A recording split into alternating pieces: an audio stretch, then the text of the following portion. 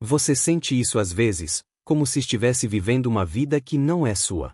Como se cada escolha tivesse sido feita mais por medo do que por verdade. Existe algo silencioso dentro de você pedindo mudança, mas você ignora. Você pode não perceber isso, mas a sua dificuldade de dizer adeus está te aprisionando em um passado que já acabou. E enquanto você segura o que já foi, a vida que poderia ser simplesmente não chega. O medo da morte não é só sobre morrer. É sobre não ter vivido. É sobre olhar para trás e perceber que você existiu do jeito que esperavam, mas não do jeito que sua alma precisava. E então você insiste. Insiste em relações que já terminaram por dentro. Insiste em caminhos que já perderam sentido. Insiste em permanecer onde já não existe mais você. Existe um ponto em que continuar não é força. É fuga. E talvez esse ponto seja exatamente onde você está agora. Há 46 anos eu faço palestra, comecei aos 16 anos, esse ano faz 46 anos em dezembro, que eu fiz a primeira palestra achando que era só uma chuva. E os anos passam depressa demais e a tarefa permanece. Porque, em verdade, nós estamos refazendo, com certeza todos nós, o passado, e essa doutrina que nos acolhe, que nos abençoa, tem ainda muito a nos ensinar. Nós temos muito a aprender com ela, e principalmente a mudar a nossa vida. Os amigos espirituais me sugeriram que essa noite falasse sobre algo que nós conhecemos bem dentro de doutrina espírita, que é começar de novo. Porque quando nos aproximamos da casa espírita, a primeira noção que temos é de que saímos da morte quantas vezes forem necessárias, da vida jamais saímos. E por isso o processo de vidas sucessivas nos abençoa e ainda está conosco. E os amigos espirituais têm dito que hoje a grande inveja que existe no mundo espiritual inferior é de nós que estamos encarnados ainda termos um corpo de carne e ainda podermos mudar o nosso destino. E eles lembram que há quem esteja construindo o céu na terra e há quem esteja vivendo um inferno sem precedentes, porque a nossa vontade é soberana. E é por isso que ela é a grande mola que nos impulsiona. Eu estava encantado ouvindo o coral, lembrando de Frank Sinatra, que canta My Way. My Way devia ser um hino nacional, porque ele diz de forma maravilhosa, aliás a letra colocada na música é belíssima, mas na música original ele diz: eu fiz do meu jeito. E não duvidemos, vão nos perguntar um monte de coisa quando nós voltarmos, através da morte física, à verdadeira existência. Mas também vão nos perguntar se nós fomos felizes. Não adianta dizer, eu fui bastante infeliz, por isso eu resgatei meus débitos. Porque não se resgata só pela dor, mas principalmente por amar. E aí aquela música maravilhosa de Vinícius de Moraes. E eu falei, gente, esse povo deve ter uma mediunidade, porque Vinícius de Moraes é o meu poeta favorito, sempre foi, desde garota. Um homem que começou muitas vezes, ele casou 9 vezes. E era um homem que tinha uma característica que todo homem devia ter. Sabia ir embora da vida de uma mulher. A primeira mulher, Lídia, foi casada 11 anos, um recorde. De todos os casamentos foi o que durou mais. Teve com ela 2 filhos. Pedro, até hoje encarnado, um fotógrafo famoso, que está com quase 70 anos, e a sua filha, que já desencarnou de câncer há alguns anos atrás. Mas, quando ele foi embora da vida da primeira esposa, ele escreveu para se despedir: eu sei que vou te amar. E ali diz: por toda a minha vida eu vou te amar. E ele contou depois, quando os filhos já eram adultos, que muitas vezes ele quis voltar e bater na porta da primeira mulher, mas ele nunca teve coragem. E quando ele morreu, os filhos contaram a ela: olha, mãe, o papai um dia nos contou que várias vezes ele foi até o seu prédio, subiu, tentou bater na porta, mas alguma coisa o impediu. E os filhos contaram na entrevista que a mãe começou a chorar e disse: por que que ele nunca bateu? Porque no fundo ela passou a vida inteira também esperando que ele voltasse. Da segunda esposa, ele se separou quando ela acordou, certa manhã, ele não estava, Ela olhou no travesseiro um bilhete. Amada, que olhos os teus, são cais serenos, cheios de adeus. Ele tinha ido embora. E ainda saiu dizendo que os olhos dela é que davam adeus para ele. Da terceira mulher, ela procurou, ele não estava em parte alguma, ela foi até a cozinha, havia um papel na geladeira.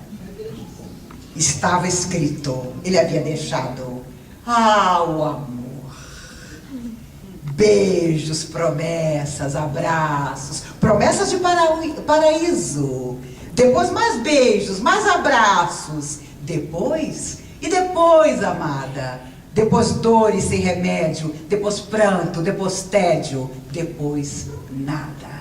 Ele tinha ido embora também. Então não tinha jeito. Ele embora, mas embora deixando poesia. E saudade, porque todas elas se consideravam ainda apaixonadas por ele. E os filhos diziam, já adultos, quando ele sentava do lado de uma moça, começava a passar a mão no cabelo dela, era casamento. Ele já estava bem doente e muito triste, porque ele sabia muito bem que o seu corpo físico não suportava mais. E Tom Jobim, o grande amigo, o convidou para tomar uma cerveja na beira da praia. E ele disse: Tomzinho, eu não estou com vontade de nada.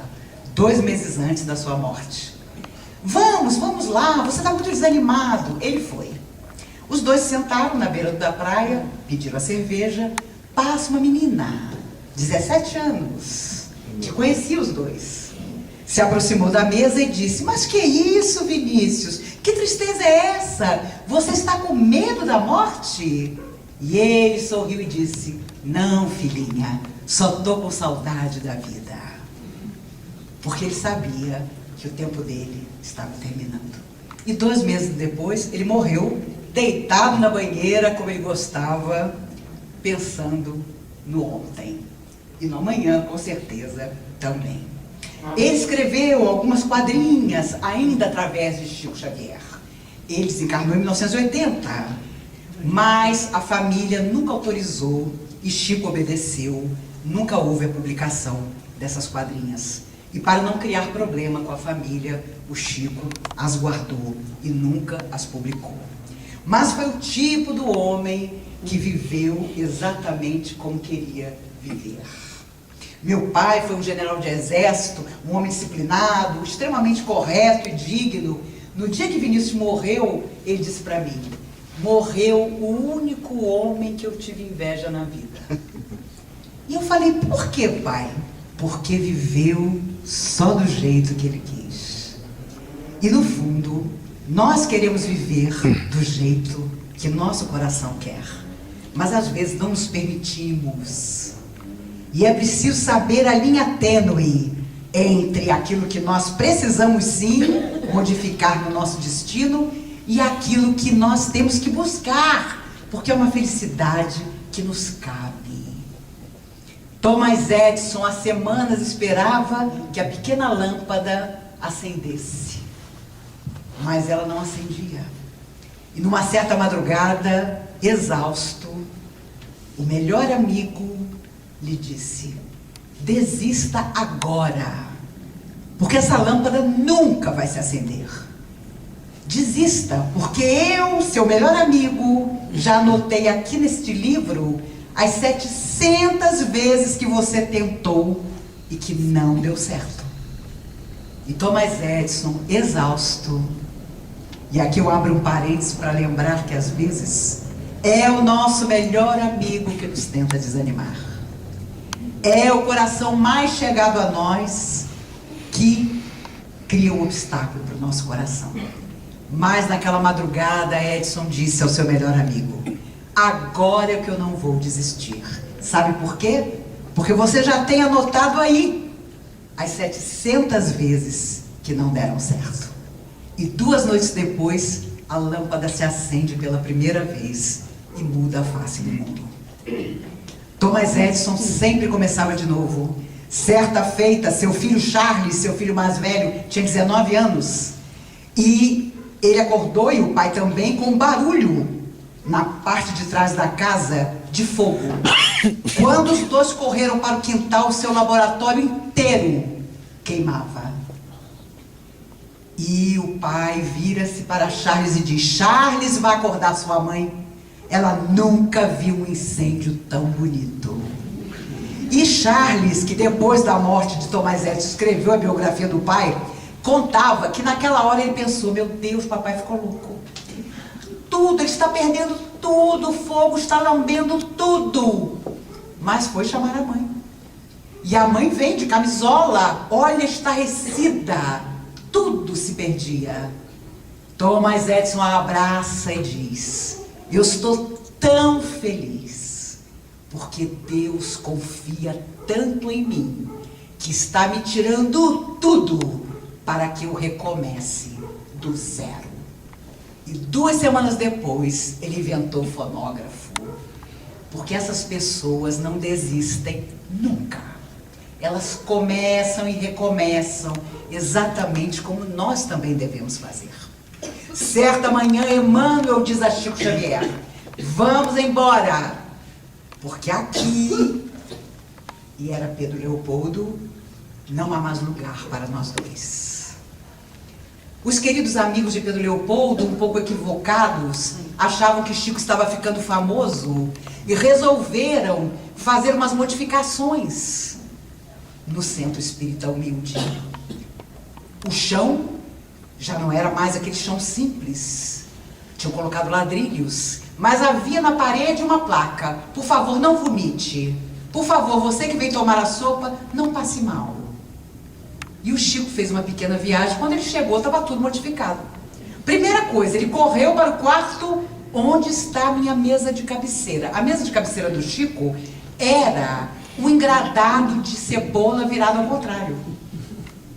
Claro que as pessoas tinham dado fim naquele engradado de cebola. O Chico calado. Mas na manhã, Emmanuel diz: vamos embora. E de manhã cedinho, alguém passou e viu Chico com uma mala humilde no caminho, sabe-se lá de onde, no trem. E era o caminho para Uberaba. Esse ano fez 60 anos e eu fui a Uberaba para fazer a palestra comemorativa na Casa do Caminho, que Chico fundou. 60 anos, exatamente no dia em que ele havia chegado a Uberaba, 60 anos atrás. E é claro, a plateia iluminada e emocionada, e eu escolhendo as palavras, e ganhei de presente depois Palavras de Vida Eterna, um dos livros de mensagens mais extraordinários que ele psicografou, maravilhoso. O livro de cabeceira de Chico Xavier era Fonte Viva. Fonte Viva vai ser o livro de cabeceira a vida inteira. E Chico foi, sem dúvida nenhuma, alguém que começou de novo muitas e muitas vezes.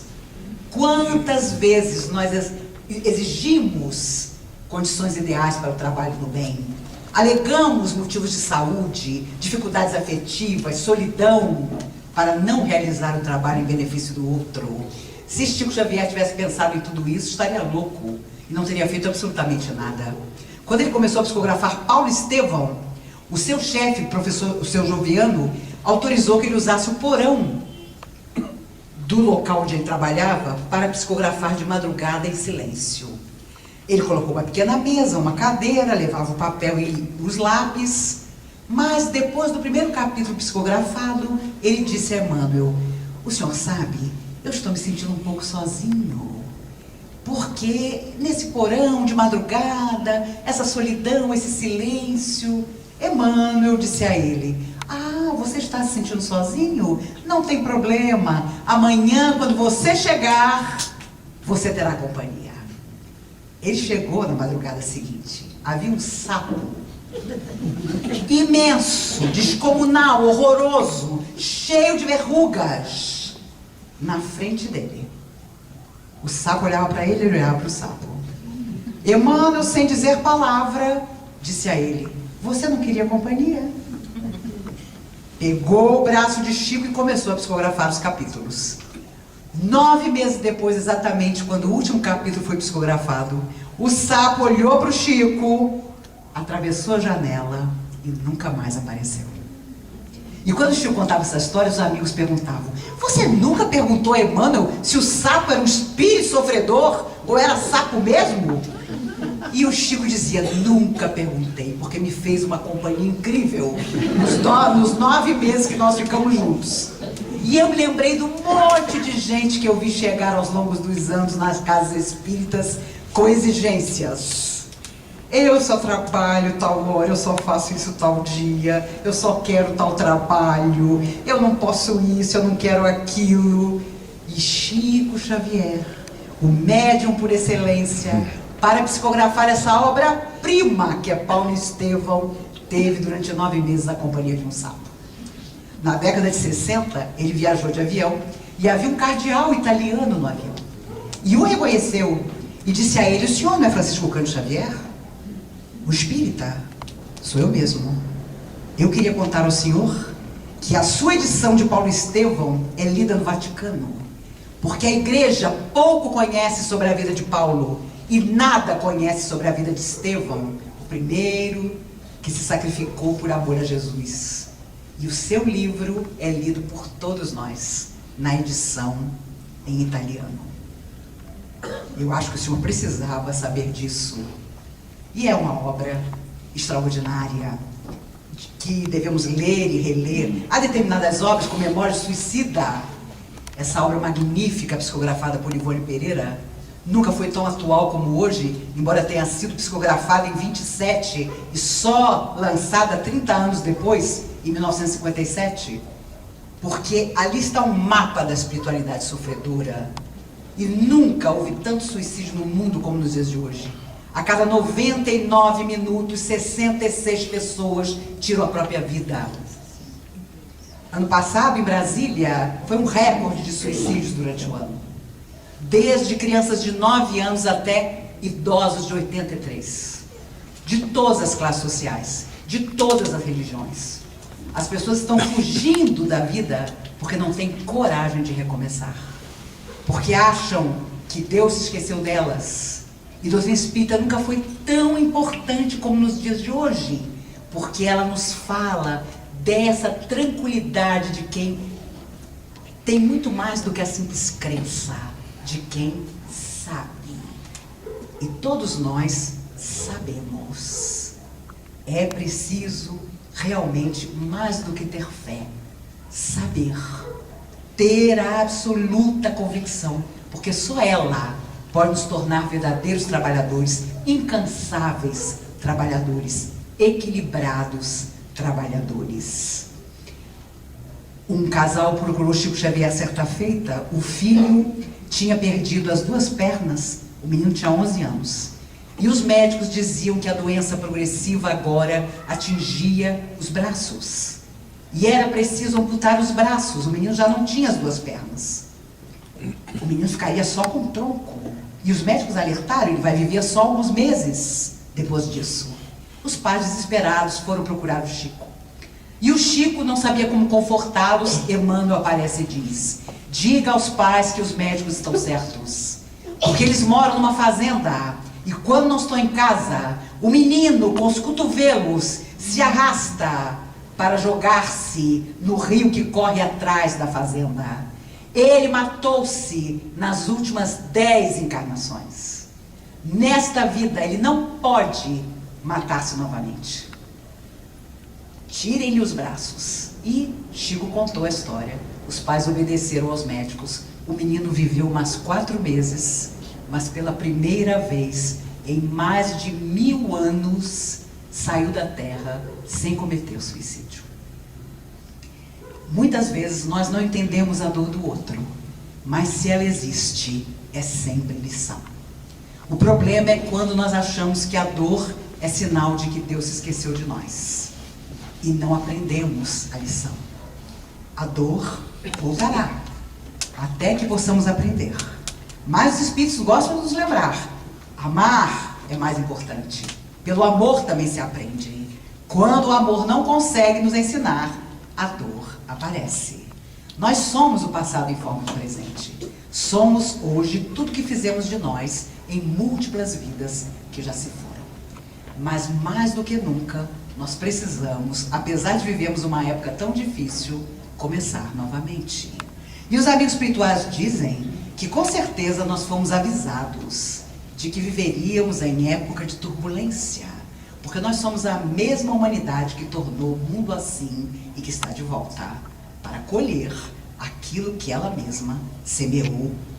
Certa feita, um moço veio falar comigo depois da palestra e disse assim: a senhora é muito dramática, porque eu tenho uma família maravilhosa, uma esposa que eu adoro e que me adora, tenho 3 filhos rapazes que nunca me deram uma tristeza. E a senhora fala como se todo mundo tivesse que pagar alguma coisa. Pois eu digo à senhora, família igual a minha não existe. Somos harmonia em pessoa. A senhora precisa ver. Somos pai, mãe e 3 rapazes maravilhosos e felizes. Virou as costas e saiu. Um amigo espiritual bem-humorado que me acompanha disse para mim: ele aguarde as noras que ele vai ter.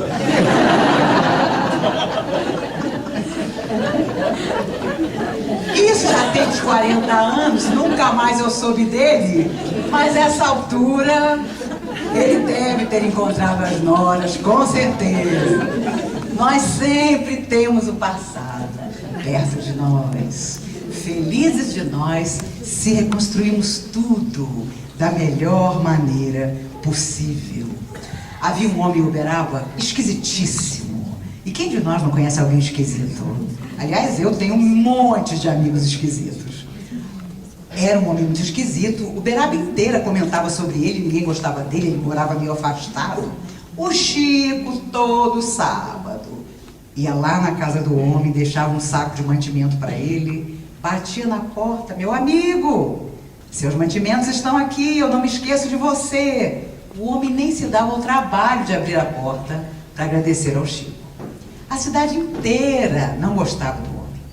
Um dia, de manhã cedo, o Chico abrindo a porta do centro, alguém entra correndo: Chico, você não sabe quem morreu. Aquele esquisito, aquele que você todo sábado levava comida para ele nunca foi capaz de abrir a porta para te agradecer. O Chico estava varrendo o chão e disse: eu já sei que ele desencarnou. Você já sabe? Como, Chico? Eu sou o primeiro a correr na cidade para dar notícia? Emmanuel me contou. Emmanuel te contou que ele tinha morrido? É, Emmanuel me disse que já que ninguém gostava dele, o próprio Cristo veio buscá-lo. O Chico, de vez em quando, dizia umas coisas que ficavam como ensinamento para a vida inteira. Ele tinha um cachorro vira-lata, o Lorde, que ele adorava. O cachorro era tão gente que quando o Chico sentava na cama para orar, o cachorro botava as patas sobre a cama do Chico, abaixava a cabeça e rezava. Mas ele ficou velho e fazia xixi na casa inteira. 2 irmãs do Chico, ainda solteiras, não gostavam do cachorro. Um dia o Chico estava no trabalho, alguém correu: Chico, corre que o Lorde está morrendo. Corre lá que o Lorde está morrendo. Alguém deu veneno pro Lorde. O Chico correu, chegou em casa, o cachorro só esperava ele chegar. Ele abraçou o cachorro olhou para ele, desencarnou. O Chico começou a chorar, adorava o cachorro, abraçou o cachorro. Aparece uma alma sofredora e ele diz: sabe quem envenenou o cachorro? Suas irmãs. Porque ele fazia xixi em toda parte e elas não gostavam dele. O Chico contava que foi um dos perdões mais difíceis que ele deu para alguém. Ele tinha um cachorro brinquinho, era um piquinês preto. O meu amigo Maurício era muito amigo do Chico, de vez em quando ia a Uberaba. E uma vez o Chico mandou uma foto dele, Chico, de terno e gravata, no meio das roseiras do jardim, com um brinquinho no colo. Atrás, uma dedicatória que só Chico Xavier sabia fazer: Maurício, me perdoe, mas Brinquinho fez questão que eu saísse na foto com ele. Quando você tem o talento de ser uma alma que não só foi escolhida, mas se escolheu para o bem, você é exatamente assim. Uma semana antes de morrer, um jornalista americano perguntou à Madre Teresa, Paz de Picassala: Madre, qual é a sua religião? O amor, meu filho. O amor é a minha religião.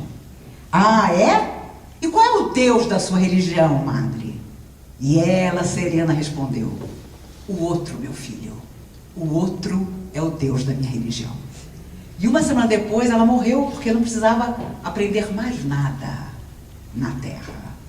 O outro tinha sido a vida inteira a religião dela. Tudo isso não é por acaso. Nós vivemos sim em tempos dificílimos em que as pessoas não parecem estar no seu estado normal. Às vezes vivemos dramas ocultos em nossas vidas, que a máscara que temos para a sociedade nos faz esconder. Mas sempre existe, no último instante, a solução para as nossas lutas. Sempre existe na última hora o socorro inesperado, porque a espiritualidade superior sabe que nós precisamos continuar avançando na estrada do bem. Certa feita, o Chico percebeu que toda vez que ele andava pela cidade, tinha um rapaz que fugia dele como o diabo da cruz. Se escondia atrás de uma lata de lixo, atrás de uma árvore, atrás de um poste. E o Chico começou a pensar: meu Deus, eu devo ter feito alguma coisa muito grave para esse moço, mas eu não consigo me lembrar o que foi. Um dia, ele não teve dúvida, pegou o rapaz pelo braço e disse: meu filho, eu já reparei que quando nos cruzamos pela rua, você foge de mim. Me perdoe. Eu não sei o que foi que eu fiz para você. Me perdoe. O que quer que eu tenha feito, me perdoe. Não fuja mais de mim. O rapaz começou a chorar. Chico, eu falo mal de você pela cidade inteira. Nunca te contaram? Eu é que morro de vergonha de você. E o Chico, claro, foi pedir perdão, porque achava que ele é que estava devendo alguma coisa ao rapaz. Todas as vezes que uma prova nos surge, nunca é para a nossa derrota, mas na possibilidade do nosso aperfeiçoamento. Nós é que não sabemos encarar assim. Tinha um gato na rua do Chico que todo mundo detestava. O gato era tão terrível, desequilibrado, que corria atrás dos cachorros da rua. Um dia, obviamente, alguém resolveu dar fim no gato, envenenar o gato. E claro, o gato foi parar no jardim do Chico morrendo. Chico, aquele gato da rua, está morrendo no seu jardim. O Chico chegou, o gato estava desesperado. Tinham envenenado ele mesmo, ele estava numa dor horrível. O Chico olhou para ele e disse: é o seguinte, eu vou fazer um acordo com você. Eu vou te virar de cabeça para baixo, eu vou pedir aos espíritos para tirar esse veneno de você, mas você vai prometer para mim que você vai ser outro gato.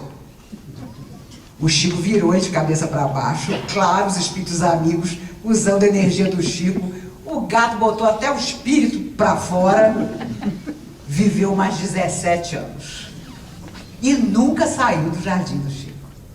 Onde o Chico ia, lá ia o gato. O Chico adorava passarinho.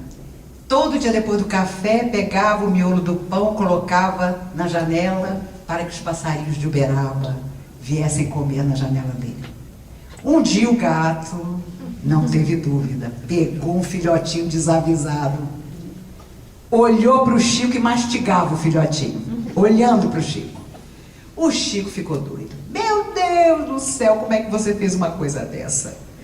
Ficou numa tristeza tamanha que passou 3 dias sem comer nada, só bebia água. A cozinheira, preocupadíssima, porque o Chico já era uma pessoa cheia de problemas de saúde, Uberaba inteira mandou passarinho para o Chico.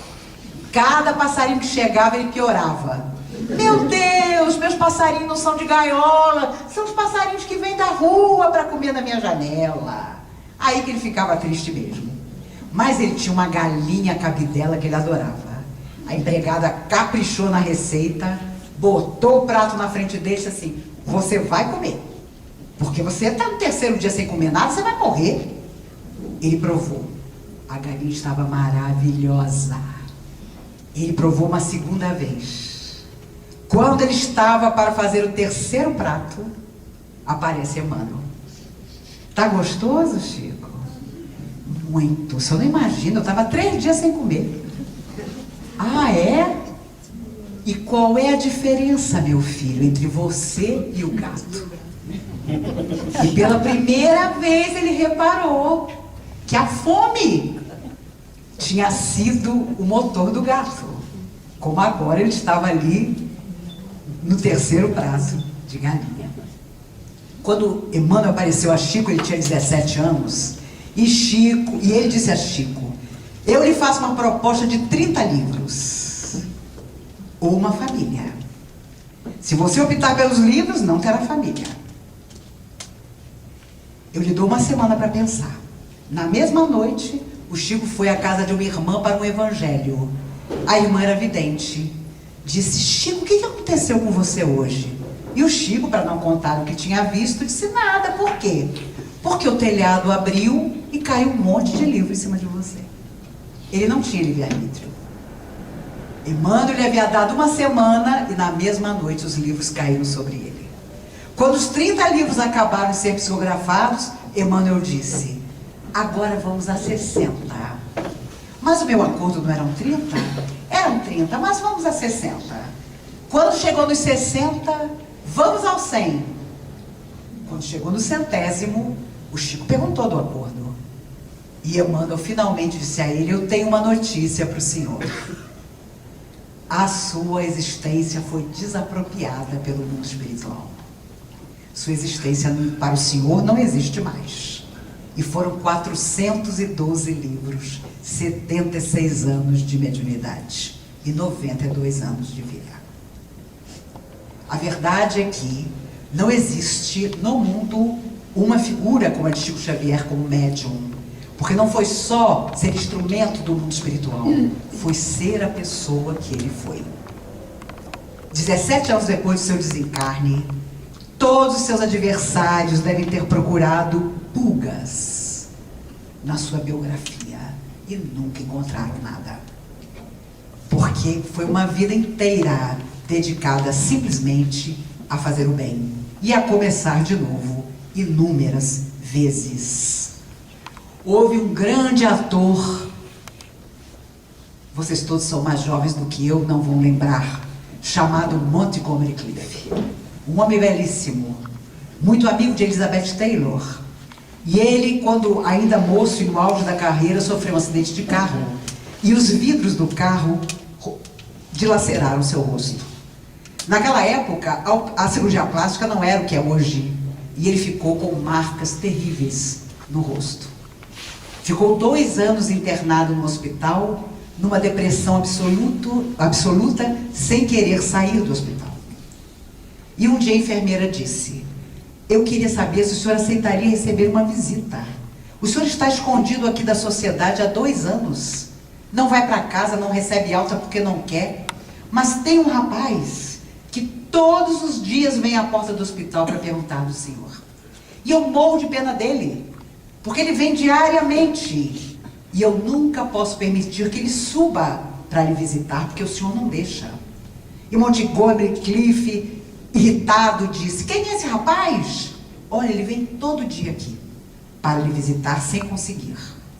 Um dia, Montgomery estava mais depressivo, disse à enfermeira: quando o rapaz chegar, mande que suba, eu quero conhecê-lo. Quando o jovem, belíssimo, entrou no quarto, Montgomery Clift se surpreendeu. Era um garoto. Chegou até ele e disse: eu vim lhe dizer que você vai levantar desta cama e vai retomar a sua carreira no cinema. Porque eu vim para essa cidade para estudar teatro, porque eu quero ser igual a você. Saia dessa tristeza, comece de novo, deixe essa desilusão. Mesmo com o rosto marcado, o seu talento permanece. Seja de novo o ator que você sempre foi. E saiu.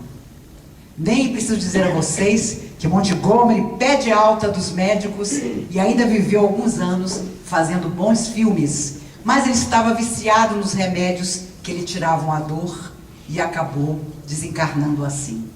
O jovem que naquele dia o tirou daquela cama e lhe falou do sonho que tinha de imitá-lo era Marlon Brando, o maior ator do século XX, que foi até lá e disse: saia dessa cama. E, no entanto, Marlon Brando seria muito maior do que ele. Mas naquele dia, ele conseguiu convencer Montgomery Clift a começar de novo. As pessoas dizem, eu amo cinema, e as pessoas dizem, Maíse, Marlon Brando foi um ótimo ator. Eu digo, Marlon Brando não foi um ator, foi um deus. Quando ele aparecia na tela, todas as câmeras se apaixonavam por ele. Todos os filtros se apaixonavam por ele. E o seu canto de cisne foi o poderoso chefão.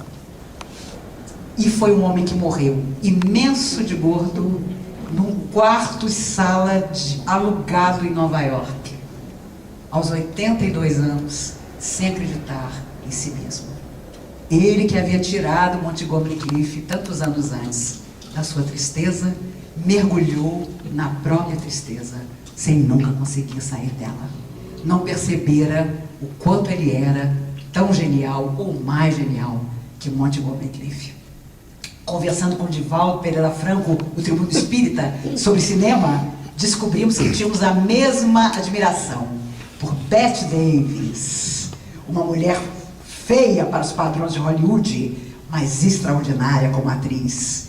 Quem nunca assistiu A Malvada não viveu. É um filme extraordinário, da década de 40. E eu dei para o Divaldo de presente um caderno que eu consegui numa livraria de anotações com a Bette Davis na capa, descendo uma escada.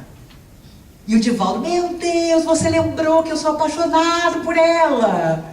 E abraçou o caderno, e aí conversávamos sobre Bette Davis. Eu falei, Divaldo, você é um ser muito espiritualizado, mas eu tenho como diretriz da minha vida uma frase da Bette Davis que eu amo. E ele logo disse, me conte que frase é essa.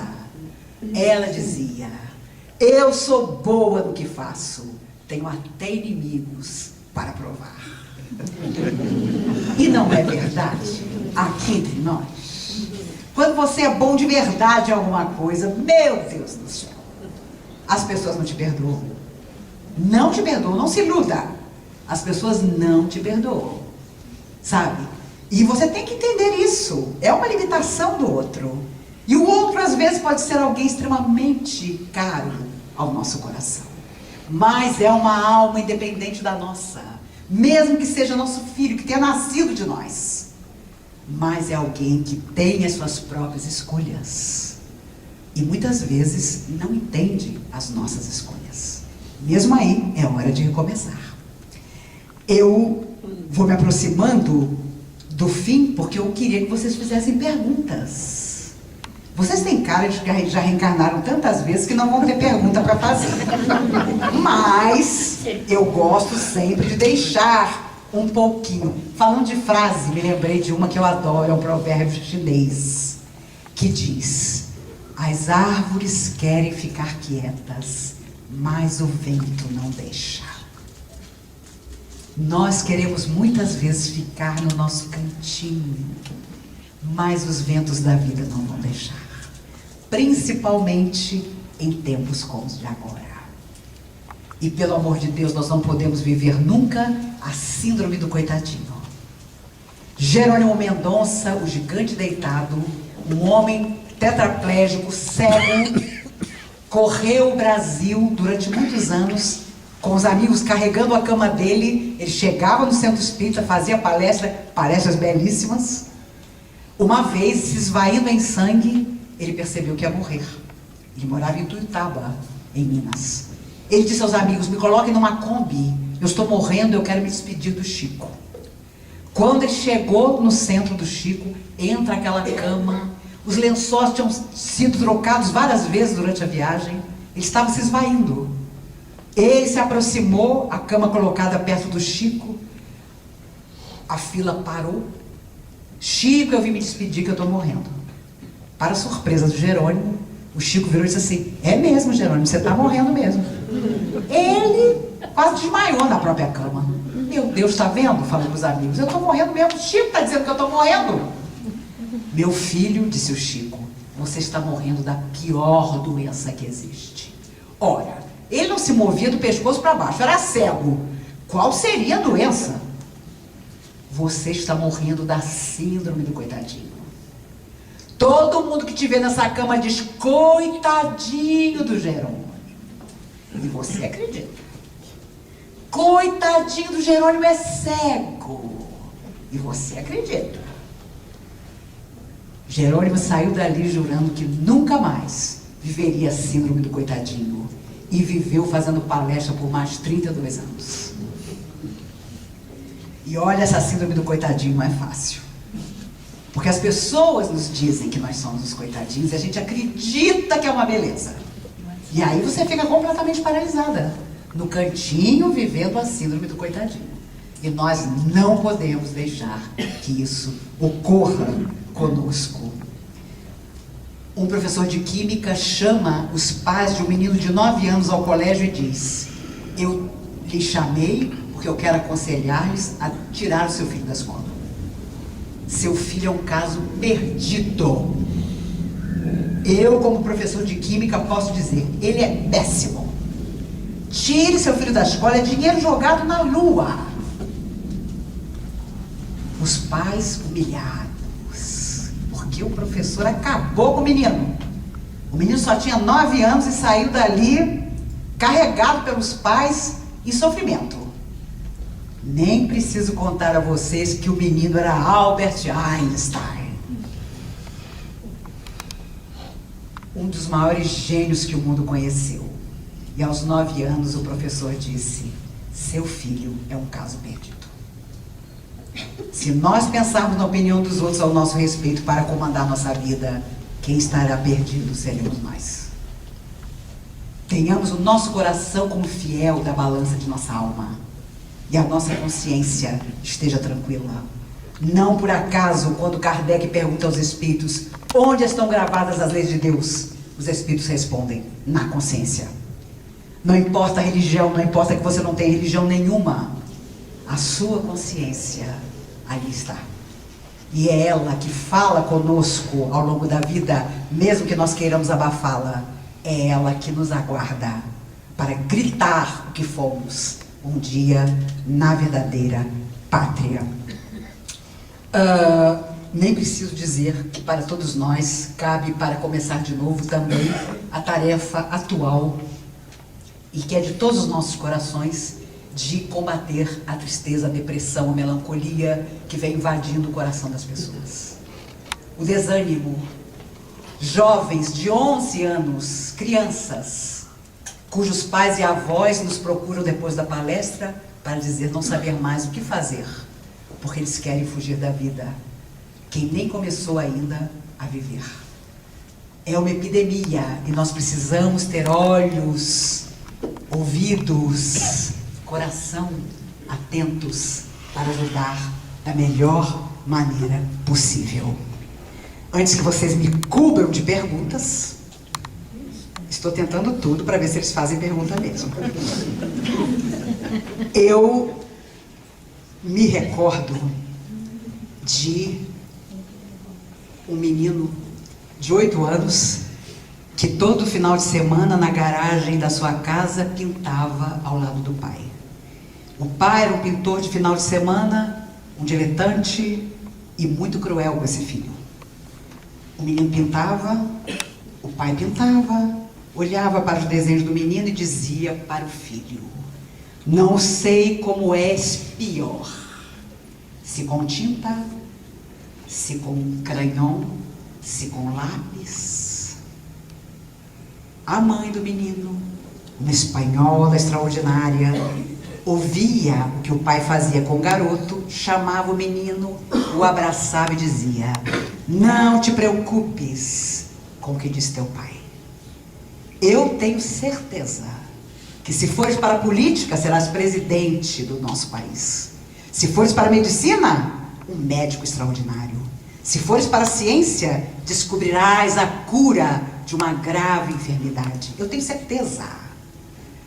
Muitos anos depois, saudoso da mãe na porta de sua casa, este ontem menino, hoje um idoso, falando aos repórteres, olhou para o infinito e disse, eu quis apenas pintar e me tornei Pablo Picasso. O maior pintor do século XX tinha um pai horroroso que o massacrava. Não sei como és pior. Porque no fundo via que aos 8 anos o filho tinha muito mais talento do que ele. E a autoestima de Picasso tornou-se tão impressionante que cada mulher que o deixava, elas iam embora de mala pela rua e ele corria atrás dela dizendo: mas você vai me deixar? Ninguém deixa Picasso. E 2 se suicidaram depois de tê-lo deixado. Ele morreu com mais de 90 anos, mas dizia isso, que tinha começado de novo, superando o próprio pai, que não acreditava nele e que sabia tanto do seu talento que tentava inferiorizá-lo. Por isso, Alta de Souza, através de Chico Xavier, dizia: embora desiludida, alma cansada e sincera, por muito te dou a vida, não desanimes, espera. Que nós possamos esperar, trabalhando, servindo, até doer. Porque tanta gente tem surgido nas casas espíritas. Porque as casas espíritas vão atrair cada vez mais gente. Porque elas explicam a dor. Mas se não há compromisso com o bem, não adianta nada. Porque você vai simplesmente se beneficiar e depois vai embora. Feliz daquele que se beneficia, que aprende, que sabe e que trabalha. E não duvidemos, as coisas não vão melhorar. Elas vão, como dizem os espíritos, piorar para melhorar depois. Então, não vivamos de ilusão. Vamos pedir que as forças do bem que protegem o universo estejam conosco nas nossas horas difíceis. Que nas horas felizes nós possamos alimentar nossa alma eterna para os dias que virão.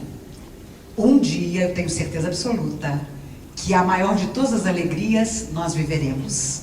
Alguém virá nos buscar e dirá para nós: bem-vindo, amigo, o mundo ficou um pouco melhor porque você viveu nele.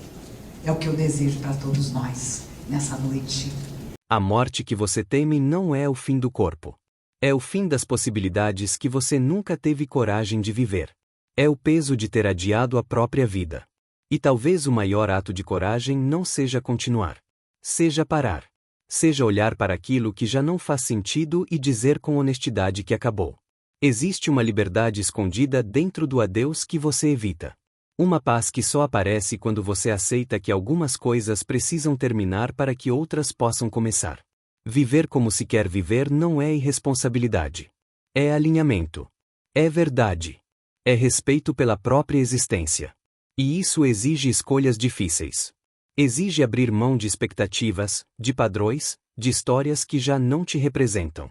Você não precisa esperar perder tudo para começar a viver de verdade. Você só precisa parar de segurar o que já deveria ter sido deixado para trás.